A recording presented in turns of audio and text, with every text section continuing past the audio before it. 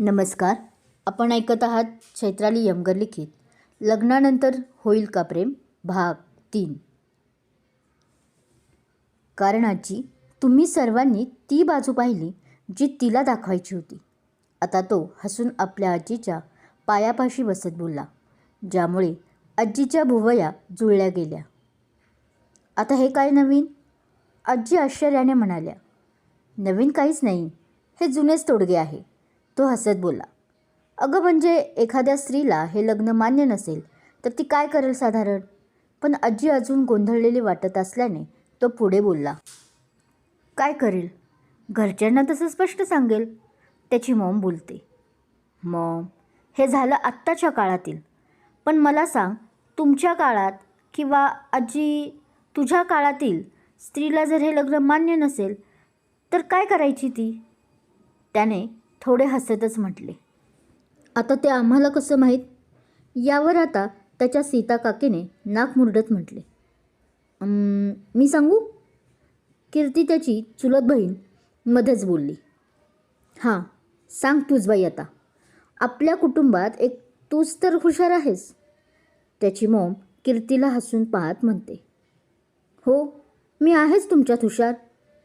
पण आत्ता तू काकी टोमणा मारलास की? तिने आता बारीक डोळे करत एक हात कमरेवर ठेवूनच म्हटले. ऐ, ते वाद सोडा आणि आधी हा प्रश्नोत्तराचा खेळ थांबवा बरं. मनोहर आता कपाळावर आठ्या आणत म्हणतात. दाद्या, मला वाटत आहे की तुझ्या त्या गावकीय छोरीने. तसं आता कीर्ती थोडे गंभीरच होत बोलते. सगळे आता तिच्या बोलण्याकडे लक्ष देऊन ऐकत असतात. तिने ना तसा मेकअप केला असावा. म्हणजे मी एक ब्युटिशियन आहे ना, म्हणून मला आपले. ती थोडी आता कचरतच बोलते, कारण अग्निय तिच्याकडे डोळे मोठे करून पाहत होता. हा राम काका. आणि तिचं बोलणं ऐकून आता हसत आपला अग्निय त्याच्या काकाला म्हणाला. तुम्हाला काळजी वाटायची ना की आपल्या या चुटकीचं कसं होणार ते? म्हणजे तिनं हे असले करिअर म्हणून निवडलं ते? तो बोलतो तसं रामकाका हा मध्येच मान हलवतात, पण जरा गोंधळूनच. असले म्हणजे? पण आता काका काही बोलायच्या आधी परत कीर्तीने एक हात कमरेवर ठेवलाच आणि त्याला पाहत बोलायला लागली. दाद्या, हे करिअर निरंतर आहे. एक वेळ डॉक्टर इंजिनियरचा जॉब ठप्प होईल, पण आमचा जॉब नाही. जब तक रहेगी स्त्री तब तक लगेगा उसको श्रृंगार, और फिर हम हिच लगेगे उनको. ती एकदम ठसक्यात बोलली, कारण तिचं हे करिअर तिने करिअर म्हणून नाही तर पॅशन म्हणून सिलेक्ट केलं होतं. आणि जेव्हा एखादी व्यक्ती आपले करिअर पॅशन म्हणून स्वीकारते तेव्हा ते करिअर राहत नाही, तर जगण्याची एक नवी आशा निर्माण करून जाते. हो ग बाई. आता तो हसून तिच्यासमोर हात जोडत म्हणतो. मी तुझ्या करिअरला आत्तापर्यंत कमी लेखले, त्यासाठी मनापासून सॉरी. कारण आता एक तूच होती जिने बरोबर गौरीला हेरलं आहे. तो अगदी आता तिच्या पाया पडून हसत म्हणतो. म्हणजे? इतका वेळ शांत बसून ऐकत असलेली रिचा त्याची सख्खी बहीण बोलायला लागते. तुला असं म्हणायचं आहे भाऊ की गौरीने मुद्दाम तसा मेकओव्हर केला होता स्वतःचा? त्या दोघांच्या गप्पांना आता मध्येच काटत बोलते. तिने मुद्दाम आपल्यासमोर तसं प्रिटेंड केलं होतं. आता त्यावर एक उसासा सोडत तो बोलतो. का? म्हणजे असं का केलं तिने? सीता काकी आश्चर्याने म्हणाल्या. नाही, म्हणजे तसं मला काही माहीत नाही, पण 15 दिवसापूर्वी मी ओरिजिनल तिला पाहिलं आहे आणि त्यामुळे ती कशी दिसते हे मला चांगलंच माहीत आहे. तो आता धीर गंभीर होत म्हणाला. पण अग्निय, असं का वागतील त्या? काय कारण आहे त्या असं वागण्याचं? आजी म्हणते.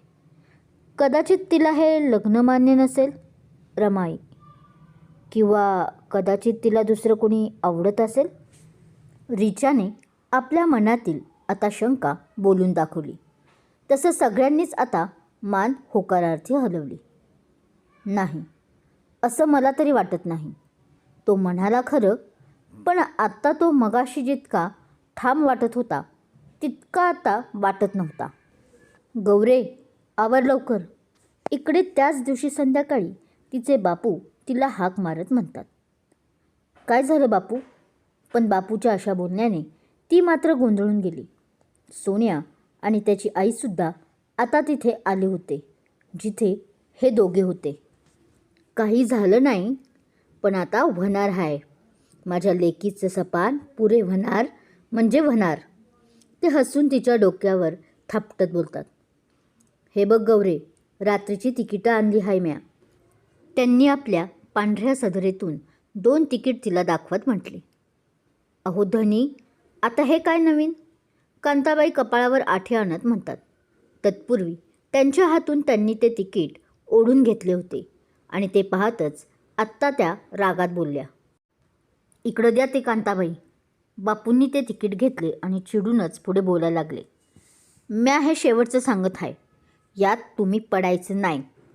मला माहीत नाही आहे वय, या पोरीसनी किती जीव लागतात ते तुम्ही. म्या तुमच्या रूपी एक साप पाळला आहे हे लोक बोलतात, ते काय खोटं नाही. ते आता त्यांना इतक्या रागात पाहत होते. बापू, सोडा ना ते सर्व. पण त्यांची ही भांडणे पाहून सोन्यामध्ये पडत बोलतो. कसली तिकीट आहे ती? आणि गौरी तायडीला घेऊन कुठे चालला आहेसा तुम्ही? त्याने उत्सुकतेने विचारले. बंबईला, ते बी आजच्या गाडीनं. त्यांनी मग आपल्या रागाला कंट्रोल करत म्हटले. गौरे, जा बेगी बेगी आण तुझी कापडं भर या बॅगेत. ते तिला एक छान अशी मोठी बॅग देऊन हसत बोलतात. वय, तसं ती पण हसत म्हणते आणि लगेच हातातली बॅग घेऊन आत जाते. गौरी तायडी, जरा बाहेर येतेस का? ती अजून कपडे भरतच नव्हती की धापा टाकत आता सोन्या तिथे आला आणि तिला घाई करत म्हणाला. तुला काहीतरी दाखवायचं आहे, म्हणतच तिचा हात ओढत होता. सोबत बाहेरही सारखा घाबरून पाहत होता. सोन्या, येते येते मी, पण जरा दंबी खा. ती आता थोडी वैतागत म्हणते. अरे 11 वाजता गाडी हाय आणि अजून माझं काय बी आवरलं नाही, आणि तू हाय की असं खुळ्यावाणी करत आहेस. ती बॅगेत एक ड्रेस आपला टाकत बोलते. तायडे, तू नगं जाऊ बापूबरोबर. पण तो आता तिचं बोलणे ऐकून रडत रडतच बोलतो. अरे, असं का म्हणतोय?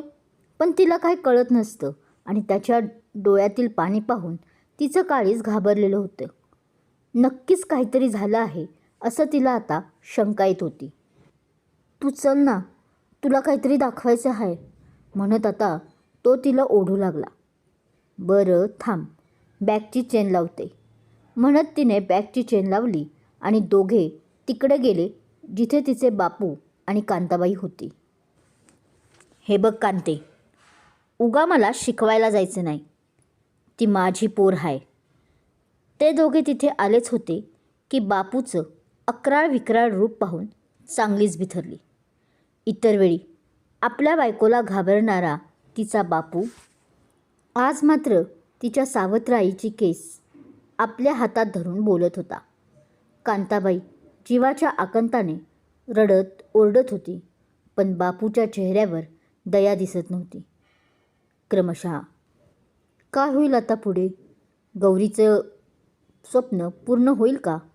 बापूचे हे वेगळे रूप पाहून पोरं भिथरली आहे. जाणून घेण्यासाठी ऐकत राहा. लग्नानंतर प्रेम होईल का? कथा आवडत असल्यास लाईक करा, शेअर करा, कमेंट्स करा आणि पुढच्या भागाचं नोटिफिकेशन मिळवण्यासाठी आजच मला जॉईन करा. धन्यवाद.